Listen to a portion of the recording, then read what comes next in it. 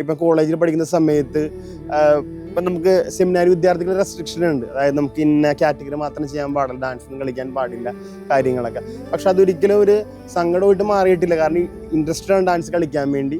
പക്ഷേ കോളേജിൽ പോകുമ്പോൾ ശ്രദ്ധിക്കാറുള്ള ഒരു കാര്യമുണ്ട്. ആദ്യം വെള്ളക്കുപ്പായം അല്ലെങ്കിൽ വെള്ള ഡ്രസ്സ് ഇട്ടാണ് പോകാറുള്ളത് സെമിനാരി കുട്ടികൾ. അവിടെ കോളേജിൽ ധാരാളം കുട്ടികൾ നല്ല കളർ ഡ്രസ്സ് ഇട്ട് വരാറുണ്ട്. എപ്പോഴും കോളേജിൽ പോകുന്നതിന് മുമ്പായിട്ട് പള്ളിക്കര എല്ലാ സെമിനാരി വിദ്യാർത്ഥികളും പ്രാർത്ഥിക്കും. അതായത് പോകുന്നതിന് മുമ്പായിട്ട് പ്രാർത്ഥിക്കും, കോളേജിൽ കഴിഞ്ഞ് വന്ന് പ്രാർത്ഥിക്കും, തിരിച്ചു പോകുമ്പോൾ പ്രാർത്ഥിക്കും, വരുമ്പോൾ.